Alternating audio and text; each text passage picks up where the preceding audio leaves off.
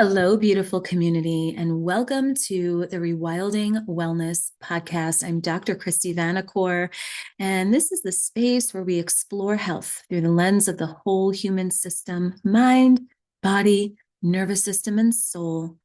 Here we bridge modern science with ancient wisdom, trauma-informed care with embodied practice, and clinical understanding with lived experience.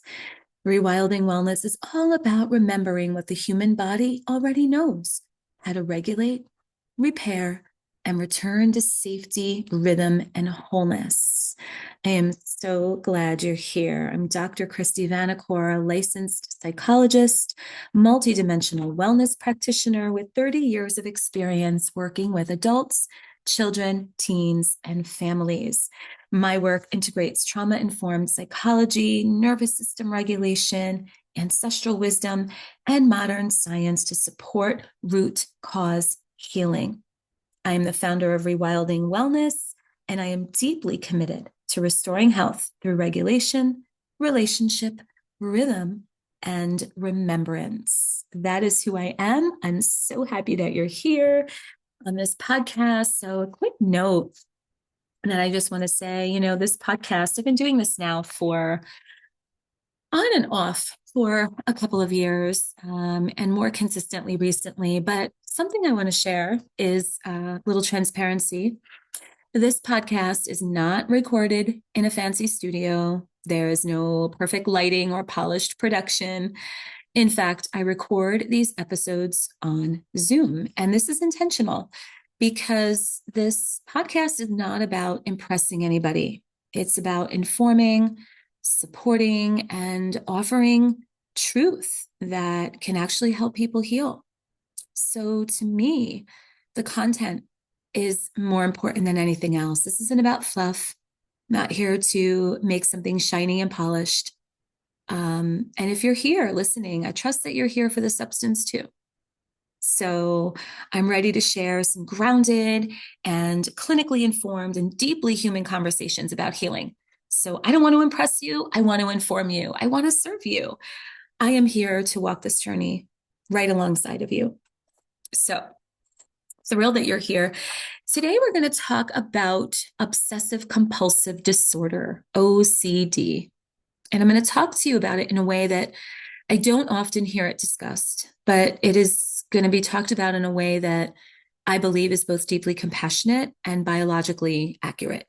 So this episode is for anyone who lives themselves with OCD or loves someone with OCD or has ever felt trapped in cycles of fear and checking and certainty seeking or intrusive thoughts that feel completely out of alignment with who you actually are. Now, I want to say this really clearly right from the start. OCD is not your mind betraying you.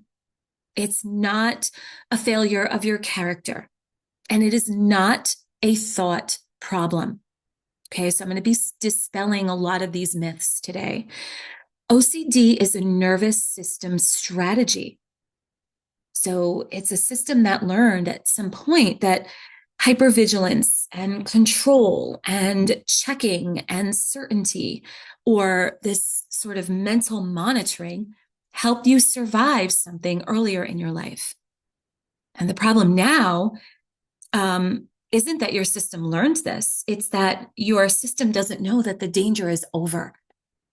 And that's the problem. So I want to talk about what OCD typically refers to, because this is really important. So traditionally, OCD is described as having two major components, right? Obsessions and compulsions. Okay. And obsessions, these are intrusive, unwanted thoughts or images or urges. Okay. So that's sort of the mental aspect of it. And then there's the compulsions. And the compulsions are the behaviors or the mental acts that are meant to neutralize the distress that those thoughts create. Okay. So if I am obsessed with this thought that maybe somebody's going to break into my house at night and hurt me, then those intrusive thoughts and images might lead me to engage in these compulsive behaviors of checking the door locks incessantly at night, for example. Okay. But I want to pause here because that sort of definition or conceptualization doesn't accurately explain why OCD develops. And this is what most people are confused about. Okay. So here's the truth. Most people with OCD are not confused about whether their thoughts are rational. In fact, many people with OCD are actually highly insightful. Okay. So they know that some of the thoughts that they're having are really not making any sense, right? And yet their system still reacts as if they do. And that's because OCD is not happening at the level of logic. It's happening at the level of threat detection. Okay, so OCD is what happens when the nervous system misinterprets an internal experience, such as thoughts or sensations or uncertainty, and it misinterprets those things as danger. And when that happens, your system does what it was designed to do, which is mobilize protection. Okay, so the thoughts are not the problem. They're just alarm signals.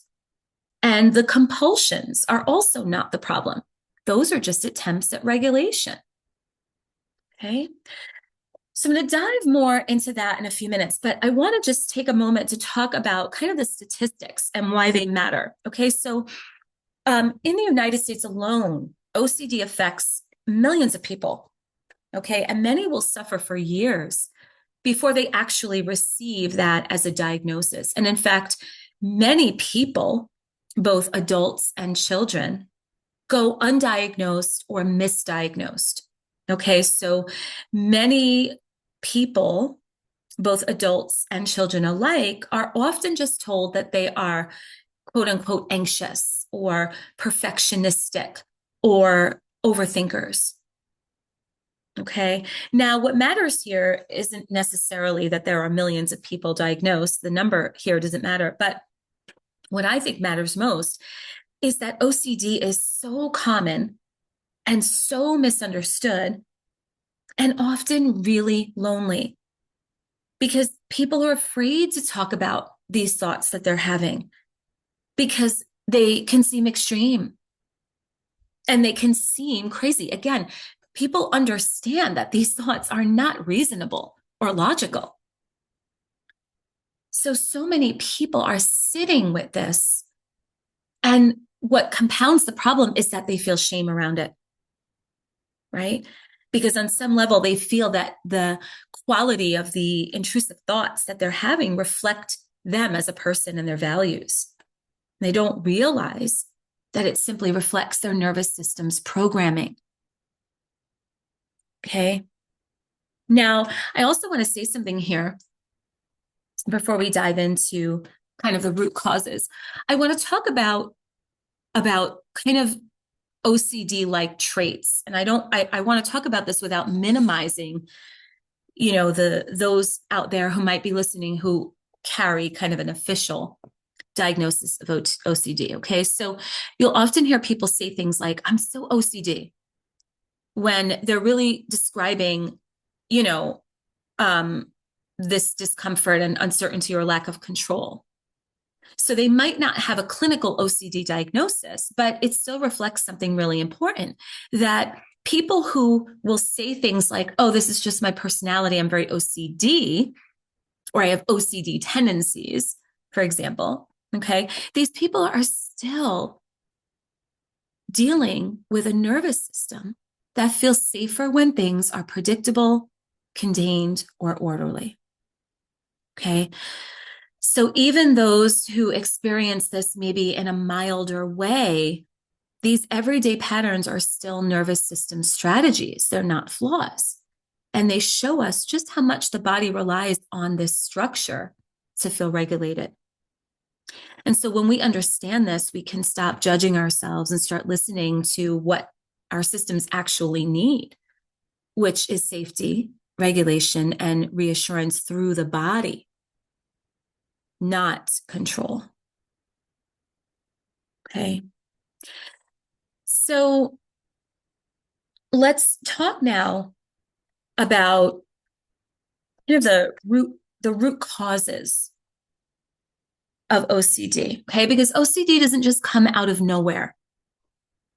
So in many cases, it develops in nervous systems that learned very early on in life that the world or their closest relationships or their own internal sensations were unpredictable, overwhelming, or unsafe.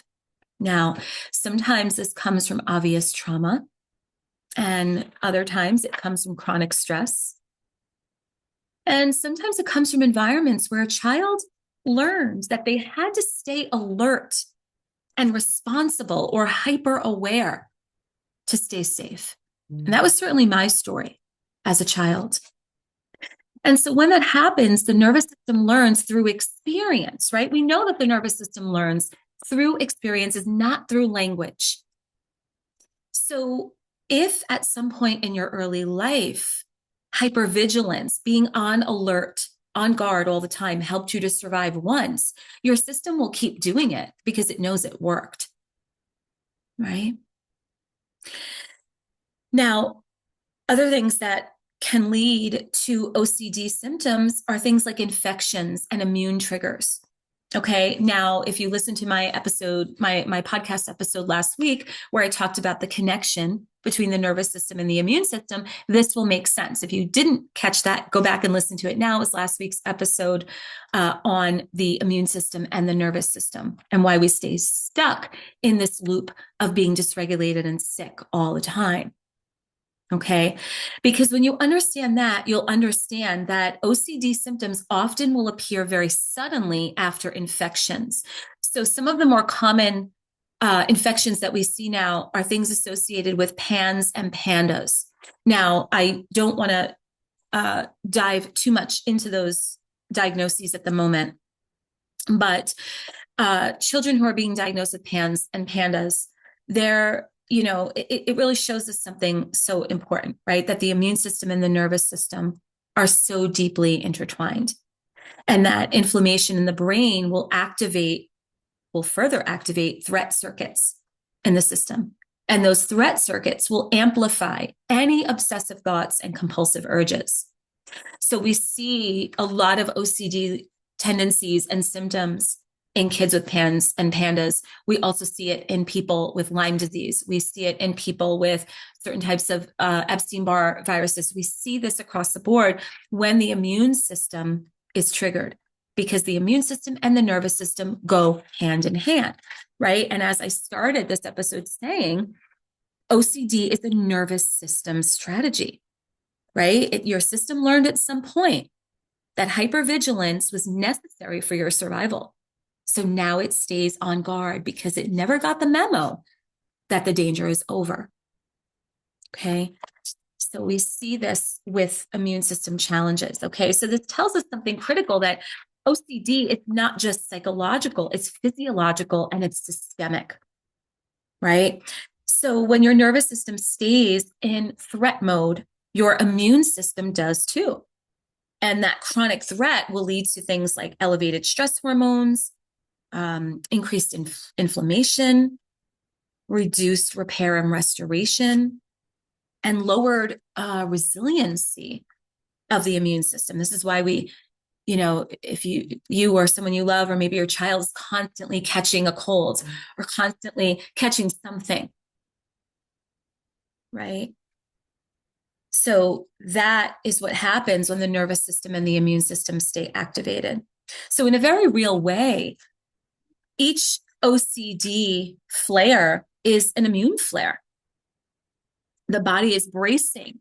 And so the repair mechanisms shut down and the system always stays vigilant. And when that happens, the nervous system doesn't know the difference between an external danger and an internal sensation. It only knows threat. Okay.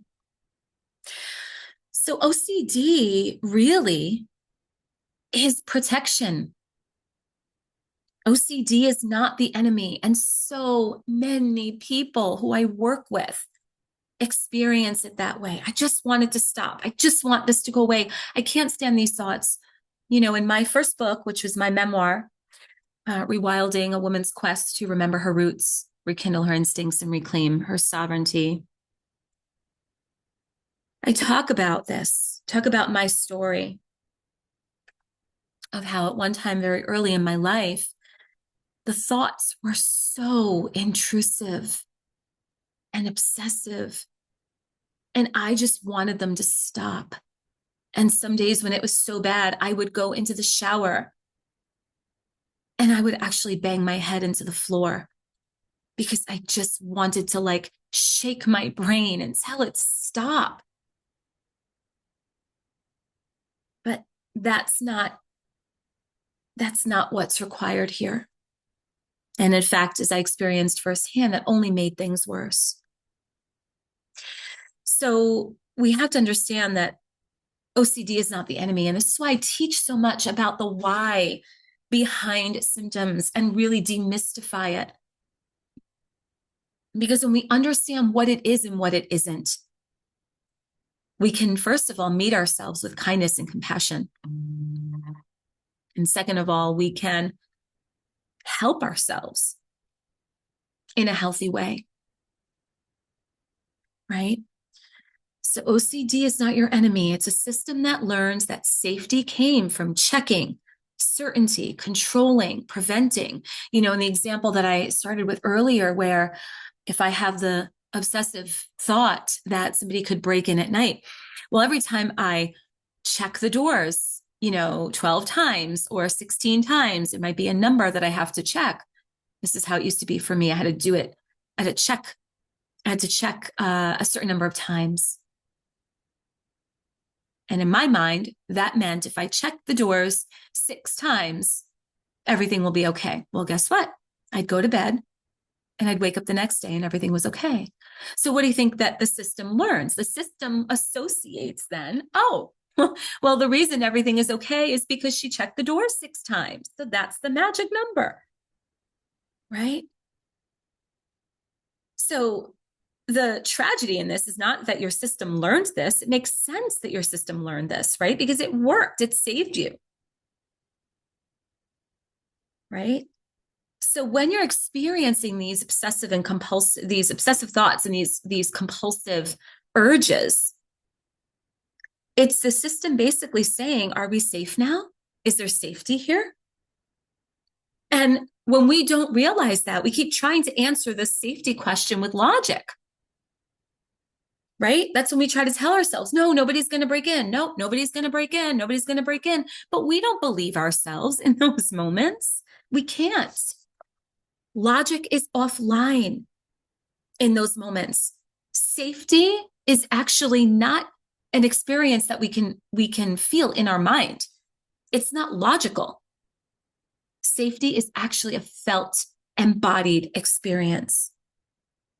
Okay, and this is one of the hardest truths there is. And trying to make it stop, trying to force it to go away. I used to bang my head against the wall. I hear people sitting in my office telling me similar things. They're trying to bang their heads, or they're taking all kinds of pills to make it stop, or they're numbing with alcohol or drugs. But when you try to force OCD away, all your nervous system hears is there's danger and I'm not stopping it. Okay. So reassurance in those moments might provide momentary relief, but the relief ends up just teaching the nervous system that the threat was real. And that's why it loops. The alarm comes back louder, right? The avoidance of the thing just teaches the system that it was right to be afraid. And control reinforces the belief that safety is something you have to earn. So our nervous systems learn through association, not intention. So the harder that you fight against OCD, that resistance, the more convinced that your body becomes that the danger is real. right? If you have been following me for a while, or you're out there and you work with me, you've heard me say a million times that resistance is the root of all suffering. And in this case, it's no different. So when we talk about working with OCD or healing OCD, it's not about eliminating thoughts. This is one of the number one mistakes that even seasoned practitioners make. There are people out there doing, cognitive behavioral therapy and exposure and response prevention and all of these cognitive-based therapies to help OCD, but they're focused on changing thoughts. But that's not how this works. When you understand that this is a function of the nervous system, then you realize that this is about wiring the nervous system differently. It's not about eliminating thoughts. It's about showing your system that you can experience uncertainty and still be safe. And this is why regulation must come before insight. We don't heal OCD by providing safety through controlling mechanisms. That just feeds it. We heal OCD by embodying safety in our breath, our posture, sensation, presence. So the work is learning to stay with discomfort without neutralizing it. That's how we retrain the nervous system. And slowly, as the system learns that it no longer has to stay on guard, then the thoughts lose their charge. They're no longer needed, so they lose their charge. Right? So again, just to reiterate, when your nervous system stays in threat mode, your immune system fires, inflammation stays elevated, repair shuts down, your system is vulnerable to illness, and the cycle goes on. OCD is a nervous system safety strategy. It is a chronic threat detection is what we could make OCD stand for. The letters don't match, but chronic threat detection, right? And trying to get rid of it just makes it worse. So I want to share with you now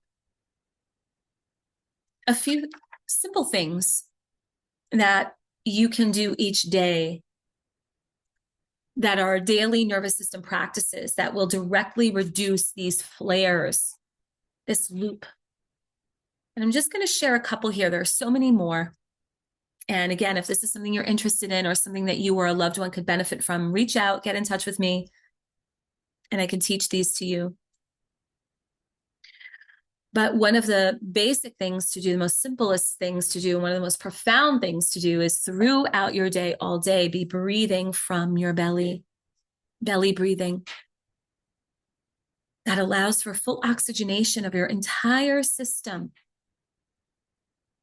That allows oxygen and blood to flow freely through your system. And that sends a signal to your nervous system that you're safe. And it also oxygenates your system. And we know that disease and illness live in an unoxygenated system.